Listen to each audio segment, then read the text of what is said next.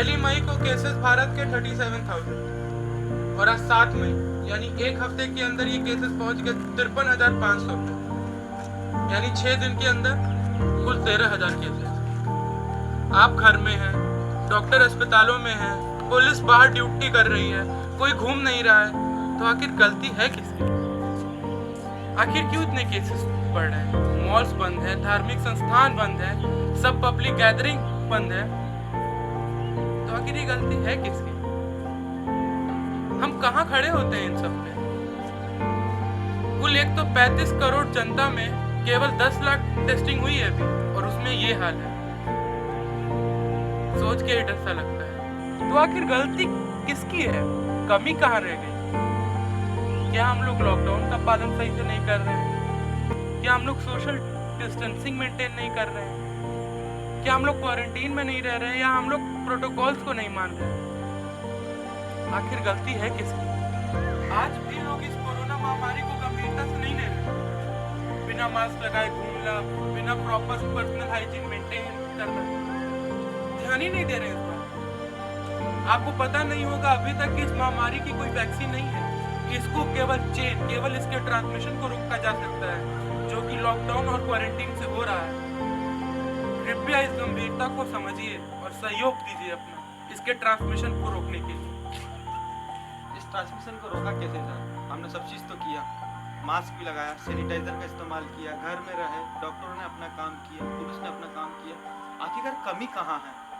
ये कमी हमें इस वैश्विक महामारी से हरा भी सकती है और कहीं ना कहीं अस्तित्व की भी बात आ सकती है, जबकि पूरे विश्व की नज़र हमारे भारत पर है, क्योंकि भारत ना सिर्फ विश्व गुरु था, बल्कि आज के इस दौर में एक विश्व गुरु बनने की दौड़ में सबसे आगे है। इसके लिए हमें ये समझना होगा कि इस कमी को हम दूर कैसे किया जा सकते हैं। आज भी हमें उन लोगों को जागृत करना है जो कि ये कह रहे हैं कि ये लड़ाई भारत की। अरे भारत में आप भी आते हैं, यहाँ पे इसका नाम वैश्विक है। वैश्विक का मतलब होता है कि ये विश्व की सबसे बड़ी ये लड़ाई सिर्फ डॉक्टर्स या फिर पुलिस या फिर सरकार की नहीं है, ये हर एक वो इंसान की है जो कि हमारी कंट्री में, हमारे देश में रह रहा है। सरकार के द्वारा उठाए गए कुछ निर्णय जो कि वाकई में हम लोग मानते हैं बहुत कठिन है, लेकिन परिस्थिति का सामना हमको बिल्कुल ही करना होगा। ये परिस्थिति असामान्य है, इसके लिए इसका नाम वैश्विक महामारी है, और इसके लिए जो जो नियम सरकार लेके आ रही है उसका हमें निर्वहन निश्चित रूप से करना होगा। और मुझे पूरा विश्वास है हमारी संस्कृति पे, हमारे देश की कर्म पे, कि आज के पहले कई लड़ाइयाँ भारत ने जीती, ये लड़ाई भी निश्चित रूप से हम जरूर जीतेंगे और एक बार फिर से पूरे दुनिया के सामने विश्व गुरु का तमगा हम लेंगे।